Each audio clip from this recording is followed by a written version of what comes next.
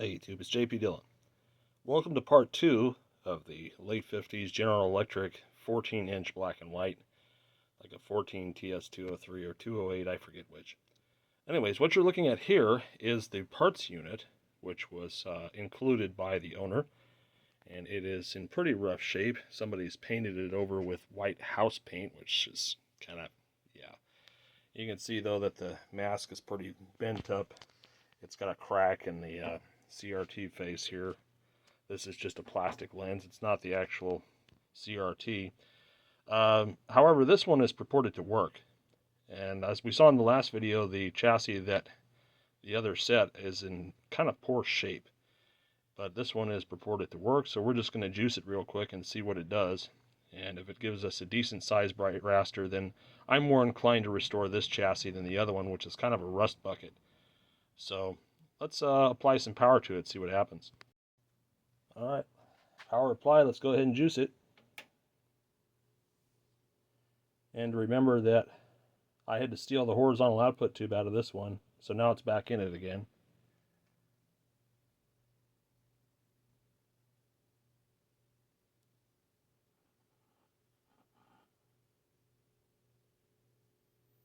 There's vertical, yeah, and there's our raster.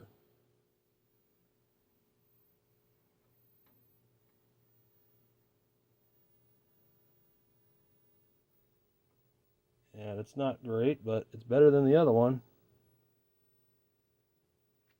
See if we can get any kind of reaction from the tuner. I doubt it. These things always seem to have tuner problems.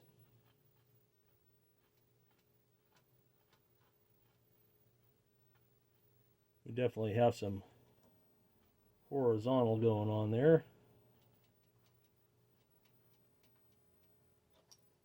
Alright, well, just out of curiosity, let's attach a signal to it. Alright, signal applied. Let's see what it does now.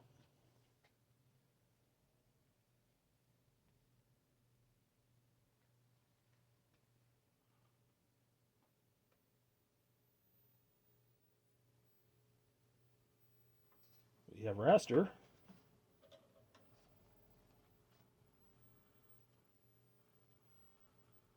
Sounds like I have some kind of static there.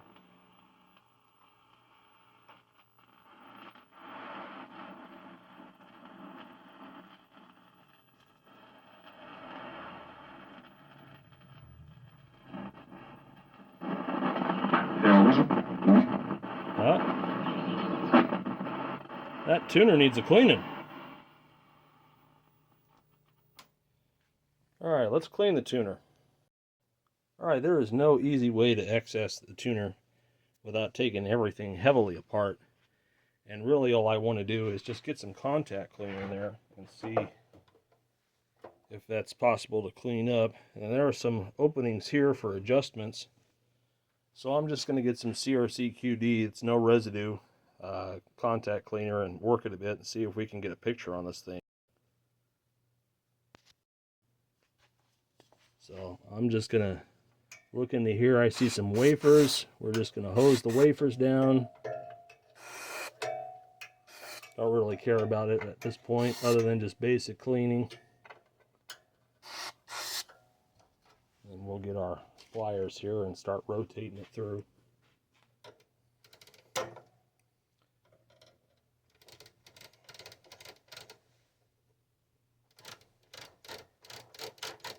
Figure if I can get a picture on it, then that's definitely, I mean, we just heard sound, so that's a plus.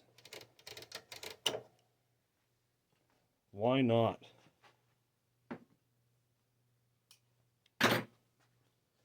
Alright. I gotta be careful because the front of this set's coming apart. Almost like it fell. Let me go ahead and hook up my particulars again, and we'll see if we can't get some sort of an image on this.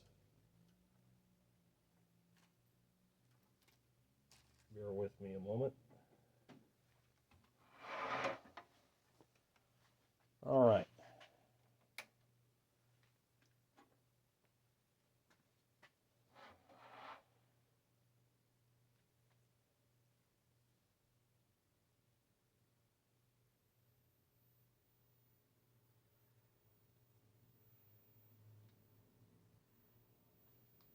Alright, there's our raster. Let's see if we can't get an actual picture on it.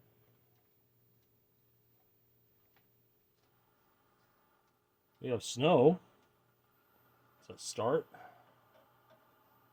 And I do appreciate all the legwork you did to find this ranch. Well, I'm just glad you found the place. Sorry about No horizontal sink yet. If any consolation, we'd like to buy Klondike. Except she's not my horse. Alright, now let's shoot for vertical. You know, when I first met you, I thought you were to take advantage of a weekend cowboy. And let's do fine tuning. Fine tuning appears broken. But look at that, it's something. I can't wait to see you again. Not much contrast at all. Yeah? It's just kind of a junk picture. Let me get off this stuff here to make sure that I'm not going to infringe on some copyright thing. We see that the fine tuning can't be adjusted at this moment. I'm going to try to switch the box to a different channel. Yeah, let's see if our other channel is worth a damn. No, not much better. Pretty much the same. So the little gears that control the fine tuning have failed on this one. But as you can see, we have a picture. It's very poor, it's very washed out. But it's a start. So now the next thing we're going to do is get this chassis out. And we're going to start the restoration process since we know this kind of sort of works. It's definitely needed some help. I can definitely smell something getting hot, so I'm sure that the filters and stuff are getting a little perturbed at me. Alright, so to get this thing apart is not very fun. What you have to do is take loose the top and bottom screws, desolder the speaker and take the speaker out. Loosen the wing nut on the yoke, slide the yoke back after you've marked the where the positioning of the ion trap is, and disconnect the leads on the CRT. And you have to slide everything out all at once. It's not a very fun experience. And unfortunately, the camera cut before I got the first couple minutes of this, so not really happy about that. But to summarize, that's where we're at right now. And then we also have this tuner shaft that sticks through the side of the cabinet, which makes it even trickier to get out.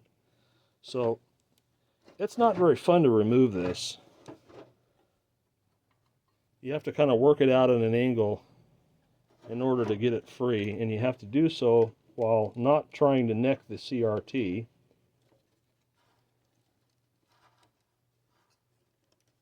We might have to go back in a little bit. It's going to fight me.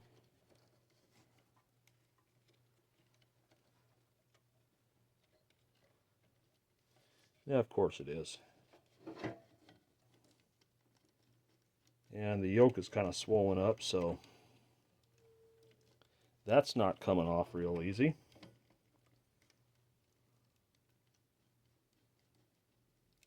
Yep, the yoke's going to get hung up on me. That's not good. So now what I have to do is figure out a way to get this yoke off without damaging the CRT, because as you can see, it's hanging up on the neck there. And if I take off the little centering clamp, you can probably see it a little bit better.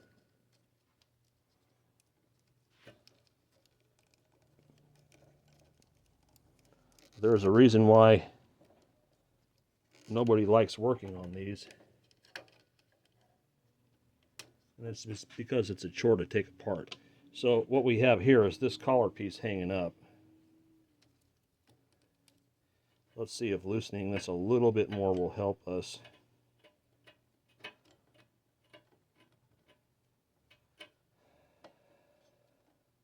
Yeah, the plastic's just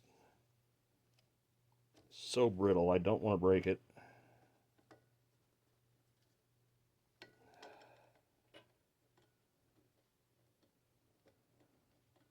"60-year-old plastics do not fare well upon disassembly."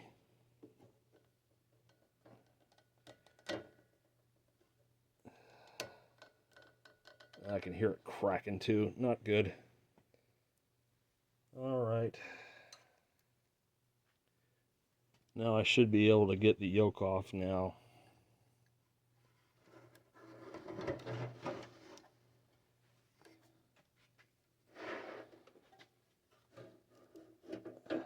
See, you have to clear this side like this, and then work it out. But wait, there's more. We still have to disconnect the high voltage line from inside of here. Yeah, let me get in on that. You could see it better. So way back in here, we've got our high voltage line. Yep. So we got to get that off, which is fun.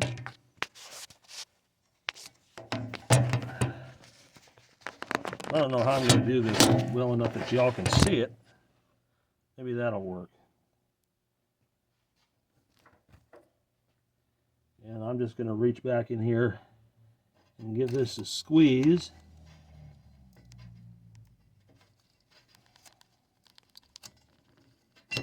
All right. And now that's out. That's really fun putting that back in there. And back to this fun mess. So we're just about clear.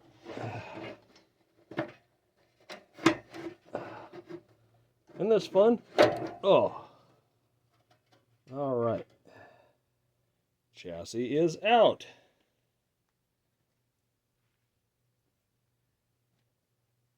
So that's part one. Now we have to get the CRT out because we're going to use this CRT in the other set. Now this requires a lot more effort.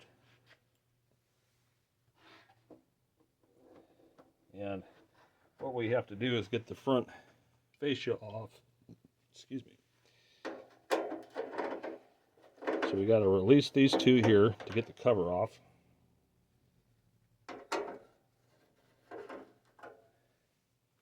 And then make sure to hold it in case the bracket on the CRT is broken and you don't want the CRT to come crashing out. I'm going to give this a tug. And there we go. Now the bracket for the CRT is built into the cabinet, which is why I say you got to be careful in case this has been dropped and these welds here break and it crashes forward. So now what we're going to do is we're going to very carefully take the CRT out. And you have to loosen the bracket here while supporting it so that it doesn't really crash, either fall inward or fall outward. Yeah, General Electric was not very nice when they made this. I don't think they really anticipated service. So I'm grabbing it by the neck so it doesn't fall inward or outward, so I have some sort of stabilization on it. And we're going to loosen the clamps here.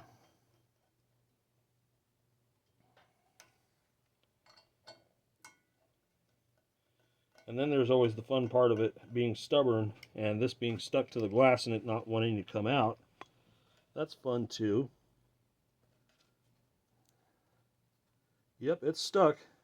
Go figure. Yeah, this is not going to be a fun one. I guess we'll just take the bracket completely apart. And I'm going to have to pry a little bit on the bracket to try to get it to separate from the CRT face. This CRT has no rim band, no implosion protection or anything. So you are literally working with what I would refer to as a live bomb. I'm going to pry here very gently to try to separate the bracket. It's very stuck. Again, all while holding the neck. You don't want the neck to get free. Never pry on the glass. We might actually have to go around here with like a heat gun or something and very carefully heat the stickiness that's here. Yeah, because she's stuck in there really good. Really good. Knowing my luck, as soon as I walk away, it'll break free. Yeah, how sticky that is.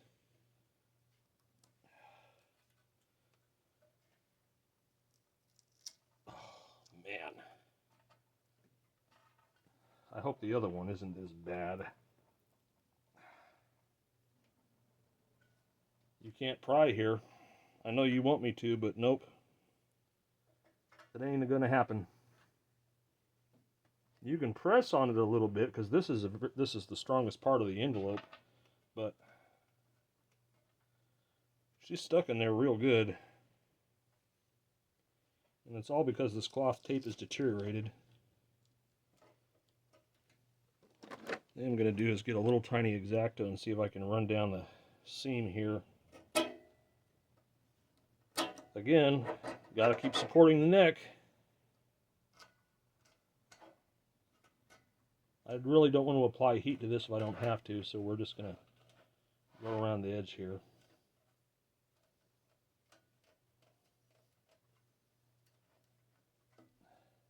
I hope the other one isn't as hard to take out.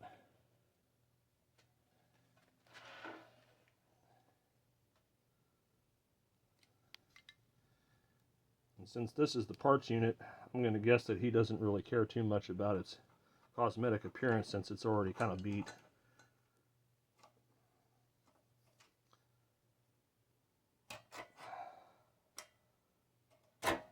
Alright, now we're getting somewhere.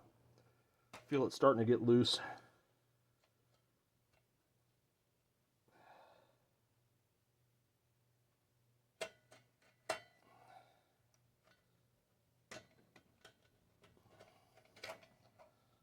Okay, here we go. Starting to get a little loose here. I'm still supporting the neck. We're going to try and slice in here. Get this loose.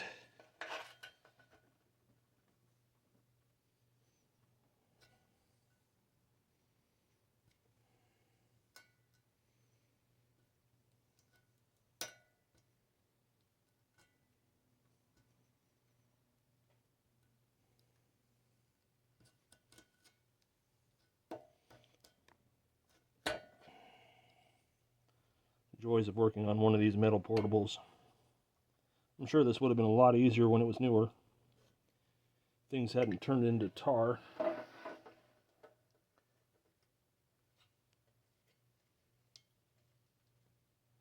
You can see the top part and the sides are pretty loose.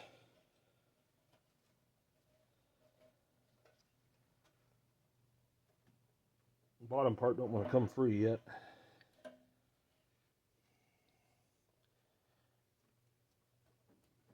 Just got to keep working at it.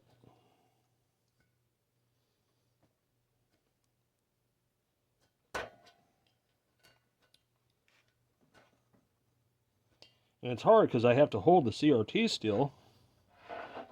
The front wants to go for a walk.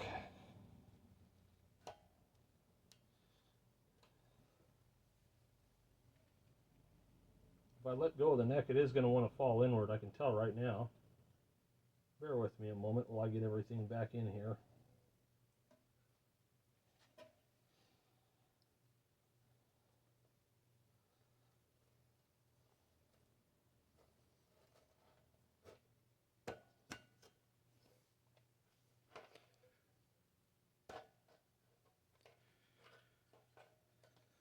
Alright, so we still got a little bit here at the corner grabbing on.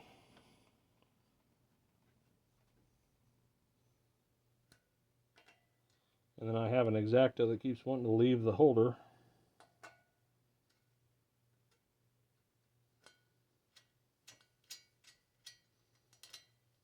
That's always fun. And now, of course, doesn't want to grab the blade.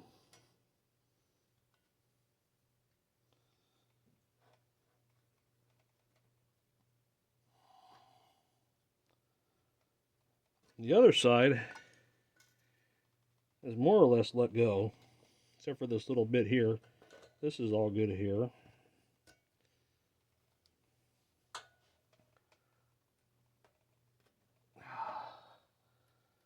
Now she's starting to get loose.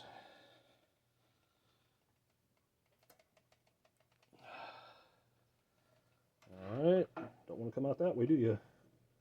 Let's see if we can push you in. There we go.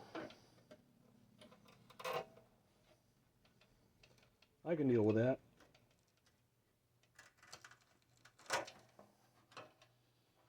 Looks like we're going to go inward instead of outward. That's okay.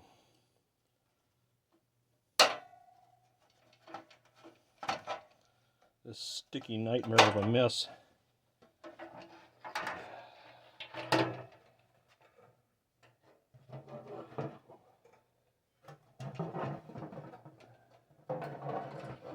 Okay.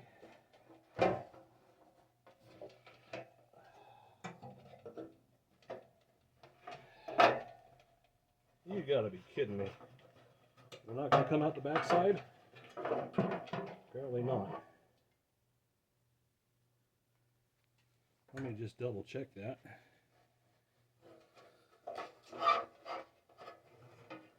There we go.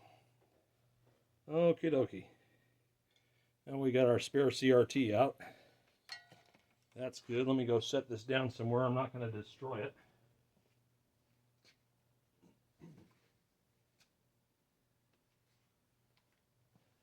All right. So our parts unit has been harvested. And if we want to take a look here at the chassis that we're going to be working on, you can see how wonderfully cramped it is.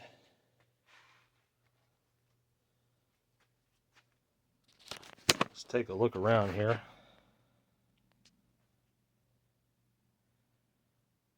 And really, to do these right, you have to take loose these boards and resolder them, replace all these capacitors. It's not very fun. Like I said, most people don't like working on these sets because they're not fun. We got our big fat selenium rectifier there. That's got to go.